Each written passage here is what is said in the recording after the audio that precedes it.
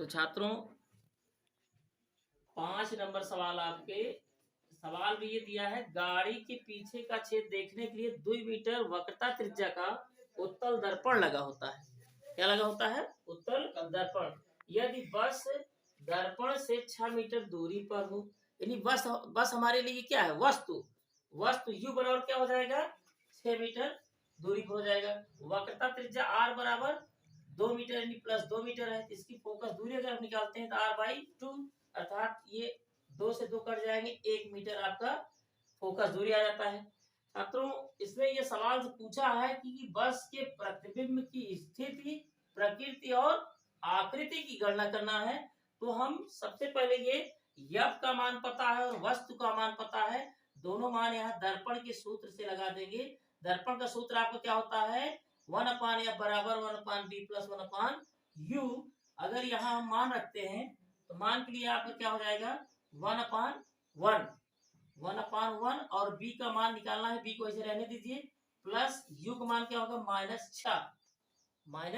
-6। अगर इसको लिखते हो तो 1 बराबर 1/b माइनस क्या हो जाता है छात्रों? 1/6। यदि हम इसको पक्षांतर कर दें 1/b बराबर 1 प्लस हो जाएगा 1/6। 1/b बराबर 6, 6 धन 1, 6 7 हो जाएगा, 7/6। 1/b, b बराबर 6/7। अब आप इसको भाग लगाएंगे, ये आ जाएगा 0.86 मीटर, प्लस में आएगा। उत्तर इसका प्लस में आ रहा है छात्रों। हम इसको कह सकते हैं प्रतिबिंब कैसे बनेगा? आभासी। प्रतिबिंब कैसे बनता है? आभासी। और वैसे भी उत्तल दर्पण में प्रतिबिंब क्या बनता है? सदैव आभासी बनता है और वस्तु से छोटा बनता है। इसका आंसर यही हो जाएगा छात्रों। हाँ, इसके आगे आपको बताया गया है कि वस्तु की प्रकृति, प्रकृति मतलब सीधे ये लिखेंगे प्रकृति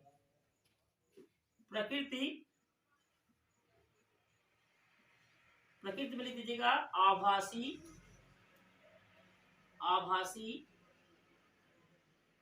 सीधा, आभासी सीधा। और आकृति की गणना करना है तो आकृति यानी आवर्धन बताना है। आवर्धन का फार्मूला हम लोग ये लगाएंगे। आवर्धन के लिए फार्मूला क्या होता है? m = b/u, माइनस लगा दीजिएगा। अब b का मान आपका क्या आया है? यहां पर अगर रख देते हैं बराबर b का मान 7, 6/7 आया था और u का मान माइनस क्या लिखे थे छात्रों? u का मान 6 मीटर दिया था। तो अगर इसको हम लगाते हैं तो ये क्या आ जाएगा? -6/7 गुणते 6, 6 से 6 कट जाएगा तो 1/, क्या आ जाएगा? 1/7। 1/7। तो आप भाग लगा देंगे, इसके लिए क्या हो जाएगा? 0.1, 7 कम 7 और 3 आ जाएगा, 7 चौक 28। ये लिख दीजिएगा गुना, 7 चौक 28 गुना। हाँ, आभासी के लिए हमेशा ऋण में उत्तर आता है। ऋण आप लगाइए ना लगाइए, आवर्धन पर जो है यम बराबर लिख दीजिएगा। यह हमारा ये क्या है? आकार को दर्शाता है। आकार इसका यही आंसर हो जाएगा। एक आंसर ये आपका होगा और एक आंसर ये होगा। ये 6 नंबर सवाल। अब आपकी 5 नंबर सवाल के बाद अगली सवाल क्या है? 6 नंबर। इसमें क्या कहा? 5 सेंटीमीटर ऊंची वस्तु 3 सेंटीमीटर वक्रता त्रिज्या उत्तल दर्पण के सामने 20 सेंटीमीटर की दूरी पर रखी है। ये प्रतिबिंब की स्थिति यहाँ और प्रकृति तीनों इसमें भी उत्तर आप पूछ रहा है। तो हम लोग क्या करेंगे छात्रों? सबसे पहले ये देखें कि 5 सेंटीमीटर ऊंची वस्तु है h1 बराबर क्या मान लेंगे? 5 सेमी। और h2 मालूम है इसमें? नहीं, तो h2 क्वेश्चन मार्क कर दीजिए। और वक्रता त्रिज्या का नाम लिया है क्या? 30 सेंटीमीटर। तो यह बराबर क्या बन जाएंगे? r/2 या 30/2, 15 आ जाएंगे, यानी 15 क्या आ जाएगा? वो सेंटीमीटर। ठीक। 20 सेंटीमीटर की दूरी पर रखी है वस्तु ना, तो U बराबर 20 सेंटीमीटर आ जाएगा। H1 है और H2, आप लोगों को ये बात नहीं समझ में आ रही है। H1 H2 जब आप किरण आरेख खिंचवाए थे, रेखीय आवर्धन का व्यंजक निकलवाए थे, तो उसमें हम वस्तु की ऊंचाई को H1 माने थे और प्रतिबिंब जहां बना था उसकी ऊंचाई को H2 माने थे। तो H1 बराबर हमको मालूम है कि 5 सेंटीमीटर, H2 क्या है, प्रतिबिंब की ऊंचाई निकालना है, इसको हम क्वेश्चन मार्क लगा दिए। R आपका वक्रता त्रिज्या है, तो वक्रता त्रिज्या इसमें 30 सेमी दिया है, इससे हम फोकस दूरी निकाल लिए, यानी यह बराबर क्या आ गया, 15 सेंटीमीटर। अब वस्तु की दूरी इसमें बता रहा है 20 सेंटीमीटर है, तो छात्रों कौन सा दर्पण है हमारा, उत्तल दर्पण। तो उत्तल दर्पण के लिए जो है हम वस्तु की दूरी को ही क्या मानेंगे, माइनस, बाकी फोकस दूरी क्या होती है, प्लस। अब हम दर्पण का सूत्र अगर लगाते हैं, दर्पण के सूत्र से, तो ये आप लिखेंगे 1/f बराबर 1/b प्लस 1/u। ये हो जाएगा क्या, 1/15 is equal to 1/b plus 1/20 minus हो जाएगा। अब ये इसके लिए हम अगर पहले एक बार और ऐसे लिख दीजिए, 1/15 बराबर 1/b माइनस 1/20, 1/b बराबर 1/15 और ये हो जाएगा प्लस 1/20। अब आगे अगर आप हल करते हो तो इसका एलसीएम ले लीजिएगा, 1/20। छात्रों अगर एलसीएम लेने में आसानी आपको दिक्कत हो तो डायरेक्ट आप ऐसे भी कर सकते हैं, 15 गुणते 20, ये आपका क्या आ जाएगा, 20 धन 15, 20 धन 15 हो जाएगा। इसको 1/b इज इक्वल टू 35/15 गुणते 20, ठीक है। अब 15 गुणते 20 का मतलब अगर आप काटते हो तो 5 3 और 5 7 35, इसको हम ऐसे भी लिख सकते हैं, 1/b बराबर 7/60, b बराबर करते हैं तो क्या आ जाएगा, 60/7, 60/7 हो जाएगा। अगर छात्रों इसको भाग लगा दीजिए आप, तो 7 8 56 और 4 60, दशमलव लगाएंगे 40, 7 7 5 35 और 7 6 42 हो जाता है, 5 बार जाएगा, यही लिख दीजिएगा क्या इसका, 8.5 सेंटीमीटर। ठीक, नोट कर लीजिए इसे छात्रों। b बराबर क्या आया आंसर आपका, 8.55 कर दीजिए, और अगर सार्थक अंक में लिखते हो तो 8.6 सेंटीमीटर, ये प्रतिबिंब की स्थिति हो गई। दूसरा ये पूछ रहा है प्रकृति, हम आपसे प्रकृति का मतलब आपको जब दर्पण पढ़ा रहे थे इसमें बताए थे कि b का मान यदि प्लस में आता है तो वहां पर हम ये बता सकते हैं कि आभासी प्रतिबिंब बनेगा। प्रकृति में क्या लिख सकते हैं आप, प्रकृति उत्तल दर्पण होता है, उत्तल दर्पण में प्रतिबिंब कैसे बनता है, आभासी। छात्रों आकार के लिए यानी आवर्धन का व्यंजक अगर हम लगा देते हैं तो आकार भी पता लग जाएगा, आकार इसका प्रतिबिंब का आकार b1/u is equal to h2/h1 से लगेगा, h1 से, क्योंकि हमको ये पता है कि वस्तु की ऊंचाई दिया है। अब यहाँ पर यदि हम मान रखते हैं, जैसे अभी हमने बताया आपको, b बराबर कितना है 60/7, u बराबर 20, h1 का मान कितना है 5, तो ये h2 निकालने हैं छात्रों। तो ये इस पर हम ला के अगर रखते हैं तो ये हमारा क्या आ जाएगा, v 60/7 हो जाएंगे, बटे -20 इज इक्वल टू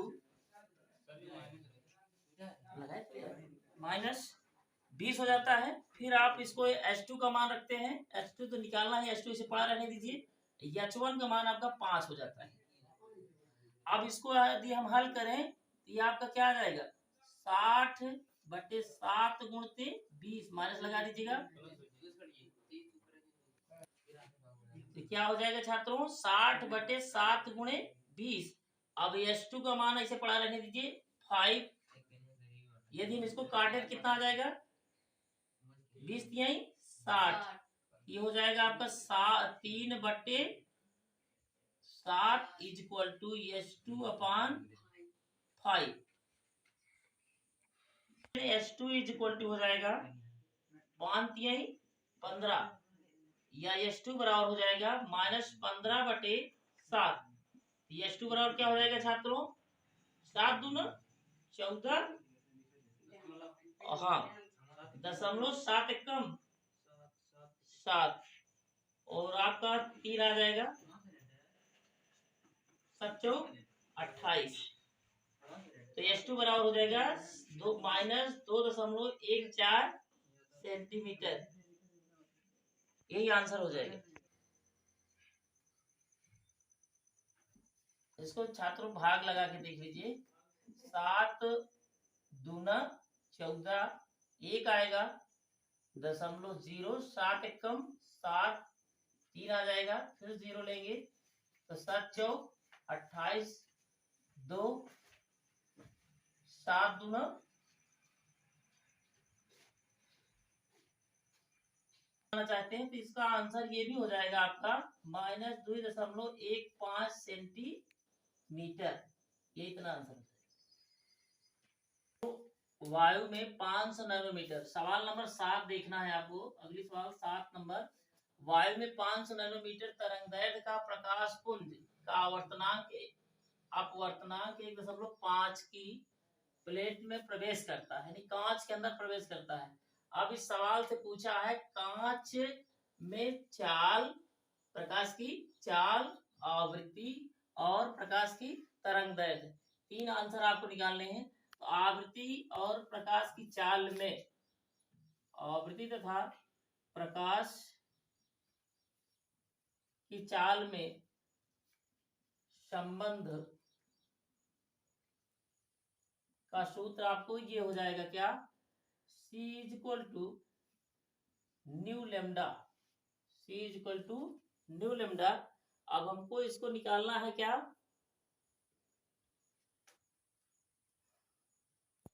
तो चाल वाला सूत्र आप लगा दीजिएगा क्या, N बराबर C/VG। N बराबर क्या होगा, C/VG, जहां C का मान क्या होता है 3 गुणे 10⁸ मीटर प्रति सेकंड।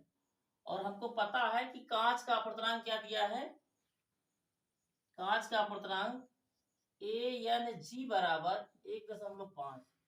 इस सूत्र से अगर हम लगाते हैं छात्रों तो ये हमारा BG बराबर हो जाएगा C/N, या C का मान क्या है 3 गुणे 10⁸ 1.5। अगर हम इसके आगे छात्रों ये दशमलव हटाते हैं तो ये 10 से ऊपर नीचे गुणा हो जाता है, यानी 10 से ऊपर नीचे गुणा करेंगे तो 10 तिहाई 30 और पान नीचे क्या हो जाएगा 15, यानी दशमलव हट जाएगा। तो ये हम लिखेंगे क्या 10⁸ 15 दूना 30।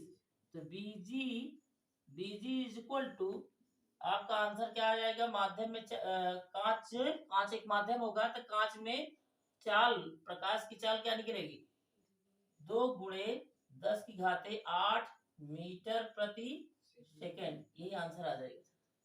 ये पहला नंबर आपका आंसर होगा। की आवृत्ति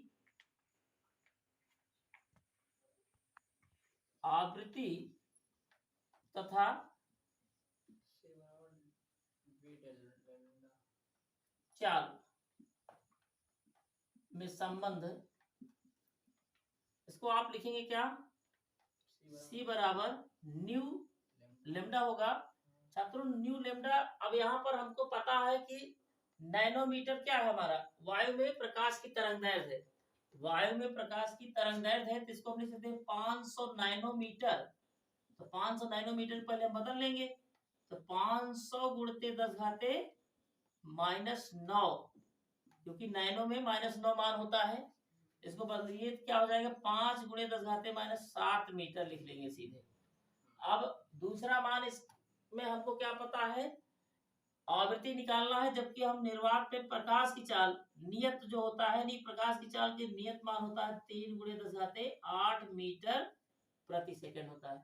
अब छात्रों इस पर अगर हमको आवृत्ति निकालना है तो आवृत्ति क्वेश्चन मान कर दीजिए, यानी हम मान रख लेते हैं सबको, तो न्यू बराबर c अपान लेमडा, तो c का मान 3 × 10⁸ अपान लेमडा का मान क्या होगा 5 × 10⁻⁷।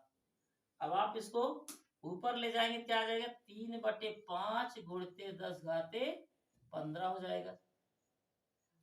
फिर आप इसको करेंगे एक घात इसमें यानी निकाल देते हैं, तो हमारा ये क्या आ जाता है 3 × 10 की पावर कितना बचेगी 14, और बटे क्या हो जाएंगे 5, 5 दूना 10, तो 2 तिहाई 6। इसकी आवृत्ति क्या हो जाएगी छात्रों v = 2 तिहाई 6.0 × 10⁻14। आवृत्ति का मात्रक हर्ट्ज होता है, या इसको हम कह सकते हैं प्रति सेकंड। आवृत्ति का मात्रक हर्ट्ज 6 × 10⁻14 आएगी। छात्रों ये दूसरा उत्तर हो गया हमारा। अब हम तीसरे उत्तर के लिए पढ़ेंगे कि तरंग दैर्ध्य, कांच में प्रकाश की तरंग दैर्ध्य निकालना है। तो तरंग दैर्ध्य के लिए व्यंजक आपका माध्यम में अगर लिखते हैं तो माध्यम में तरंग दैर्ध्य के लिए व्यंजक आपका, ये तीसरा नंबर सवाल है छात्रों, माध्यम में तरंग दैर्ध्य अगर लिखते हैं तो इसको हम लैम्डा m से नोट करते हैं। तो λ1 व्यंजक आपको क्या हो जाएगा लैम्डा अपान अपवर्तनांक। अब चूंकि हमारा अपवर्तनांक कहाँ का है कांच का है, तो कांच माध्यम बन जाता है, तो इसको हम mg भी लिख सकते हैं। तो ये आ जाएगा आपका तरंग दैर्ध्य। तरंग दैर्ध्य 500 नैनोमीटर बताया है, तो इसका मान हम रख लेते हैं 5 × 10⁻⁷ बटे 1.5। अब छात्रों इसको हम यदि 10 से गुणा कर दे, 10 ये दशमलव हटाने के लिए 10 से ऊपर नीचे गुणा कर देते हैं, 50/15 हो जाएगा, और गुणते 10⁻⁷ इनको हम काट देते हैं, तो 10/3 आ जाएगा, और गुणे 10⁻⁷। अब आप 3.33 गुणे 10 की पावर क्या आ जाएगा -7। आंसर आ रहा है। देखिए नंबर हमारी 8 है। इसमें सवाल में क्या कहा है, वायु के सापेक्ष कांच एवं जल का अपवर्तनांक क्रमशः 3/2 और 4/3 है। तो ये पूछ रहा है सवाल से जल के सापेक्ष कांच का अपवर्तनांक ज्ञात कीजिए। जल के सापेक्ष कांच का अपवर्तनांक ज्ञात करना है। छात्रों जैसा कि हम आपको प्रकाश का अपवर्तन जब बता रहे थे, उसमें हम ये बताए थे कि अपवर्तनांक कैसे लिखा जाता है। अगर ये कह रहा है जल के सापेक्ष, पहले तो आप ऐसे भी मान सकते हैं वायु के सापेक्ष थे, तो वहां पर ये कांच का अपवर्तनांक प्रतीक में आपको हम बताए थे ANG से प्रदर्शित किया जाता है। इसका मान आपको पता है, क्या दिया है इसमें 3/2। ठीक यही चीज छात्रों अगर हम वायु के सापेक्ष W, इसका मान क्या लिखेंगे 4/3।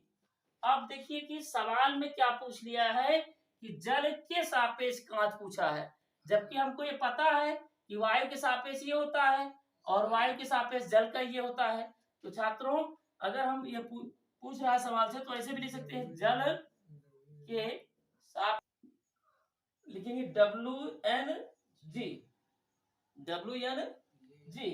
तो ये आपका क्या आ जाएगा छात्रों WNG = ANG अपान ANW। तो दोनों का मान आपको पता है, मान रख लीजिए यहाँ पर 3/2 4/3। ये पलट जाएंगे, ये आपका क्या बन जाएगा छात्रों 3 × 3 अपान 4 × 2, या 3 त्रिक 9 और 4 दूना 8। यही आपका ये आंसर हो जाएगा। और अपवर्तनांक के चैप्टर से आपको 2 सवालें इतनी अच्छी आई। इसके पहले हम आपको इसी की सवाल बताए थे और ये आखिरी सवाल है, बहुत ही अच्छी सवाल है छात्रों। इसको हम लोग कैसे हल करते हैं पहले पढ़ लें। कांच तथा हीरे का अपवर्तनांक क्रमशः 1.5 और 2.4 है। कह रहा है कि कांच तथा हीरे में प्रकाश की चाल ज्ञात कीजिए। कांच तथा हीरे में प्रकाश की चाल ज्ञात कीजिए। तो छात्रों इसके लिए हम ये जाने कि अगर ये अपवर्तनांक इनको हम लिख लेते हैं कि वायु के सापेक्ष कांच का अपवर्तनांक कितना है छात्रों, 1.5। और यही चीज हीरे का नाम ले रहा है तो हम लोग हीरे को वैसे इंग्लिश में क्या कहते हैं, डायमंड। तो हीरे को हम डी से अगर प्रदर्शित कर लेते हैं तो इसका अपवर्तनांक क्या लिखेंगे, AND। AND is equal to क्या हो जाएगा छात्रों, 2.4। अब हमको पहली इसमें नंबर से जो ये पूछा है कांच तथा हीरे, तो इसमें हम लिख सकते हैं क्या, N बराबर C/BG। N बराबर C/BG, या इसको हम ऐसे भी कर सकते हैं, जो कि हमको कांच में चाल ज्ञात करना है तो C/N हो जाएगा। तो C का मान क्या होता है छात्रों, ये तो सबको पता होना चाहिए, नियत मान है 3 × 10⁸ मीटर प्रति सेकेंड। अब आप इस पर रख लीजिए, क्या आ जाएगा, 3 × 10⁸ बटे n का मान क्या है छात्रों, 1.5। अब आगे अगर इसको बढ़ाते हो तो 10 से ऊपर नीचे गुणा कर दिया जाए तो ये हमारा क्या आ जाएगा, 30/15 × 10⁸। तो 15 दूना 30। V इज इक्वल टू आपका आ जाएगा 2 × 10⁸ मीटर प्रति सेकेंड। ये आपका किसका चाल आया भाई, कांच में प्रकाश की चाल आ गई। अब पूछ रहा हीरे में प्रकाश की चाल, इसके लिए भी आपको अपवर्तनांक पता है, AND बराबर 2.4 और C का मान जिस तरह उसमें लिए थे वही मान यहाँ भी रख लीजिएगा। ये हमारा फार्मूला ये बन जाएगा, BD is equal to C/ND। मतलब डायमंड का अपवर्तनांक, या आप ऐसे भी लिख लीजिए AND।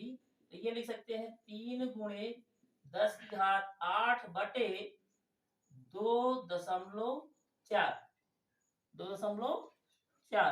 तो छात्रों इसमें भी हम दशमलव हटाने के लिए 10 से गुणा कर देते हैं, तो 30/24 × 10⁸ हो जाते हैं। अब पहाड़ा अगर पढ़ते हो आप तो काट दीजिए, 6 चौको 24 और 6 पंचे 30। अगर इतना आ जाता है तो BD इज इक्वल टू लिख देंगे आप क्या, BD इज इक्वल टू 5/4 × 10⁸ या भाग लगा दीजिए, 4 एकम 4, 4 दूना 8 और 4 पंचे 20 × 10⁸ मीटर प्रति सेकेंड। ये आंसर आ जाएंगे आपके पहले नंबर के 2 चाल का उत्तर आ रहा है, हीरा और कांच का। तो इसको मिटा, पेज कांच का अपवर्तन भली बात पता है। यदि हम वायु के सापेक्ष कांच का अपवर्तनांक निकाल रहे थे तो वहां हम ANG लिख रहे थे, वैसे हीरे के सापेक्ष कांच पूछ रहा है तो हीरे के सापेक्ष कांच का अपवर्तनांक क्या लिख सकते हैं, DNG। लेकिन थोड़ा सा चेंजिंग है यहाँ, इसलिए कि शब्द में आप पकड़िए का कह रहा है, तो ये छात्रों ये हीरे का कह रहा है ना, तो हम ठीक इसका उल्टा मानेंगे। यहाँ क्या लिख देंगे, कांच के सापेक्ष बनेगा। कांच के सापेक्ष किसका साथ छात्रों, हीरे का अपवर्तनांक बनेगा। अब हम उसी शब्द को पकड़ रहे हैं कि ये ऐसा बोला है, तो हम इसको क्या लिख सकते हैं, कांच के सापेक्ष हीरे का अपवर्तनांक क्या बन जाएगा हमारा, GND हो जाएगा। अब GND को हम इस तरह से लिख सकते हैं छात्रों, लिख सकते हैं AND होता है छात्रों, हमने थोड़ा सा नहीं समझ पाए, AND होता है तो ANG लिख दिए थे, तो AND अपान क्या हो जाएगा, ANG। इस तरह से आपका 2.4 बटे 1.5, तो दशमलव कट जाएगा, 24/8 15 हो जाएगा।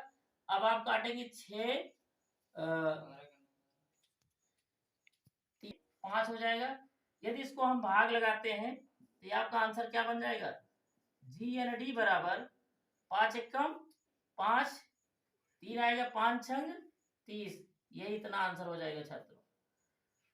पूछा है परम अपवर्तनांक, परम अपवर्तनांक। तो छात्रों परम अपवर्तनांक की बात जो कही जाए कि सदैव हमारा प्रकाश जो है निर्वात से सघन माध्यम में चलता है, जिसके लिए हम सदैव प्रकाश की चाल जो मानते हैं, प्रकाश की चाल, इसको हम नियत चाल के रूप में पढ़ते हैं। तो नियत चाल यानी नियत चाल इसकी होती है, C से नोट करते हैं। C बराबर क्या मान होता है, 10⁸।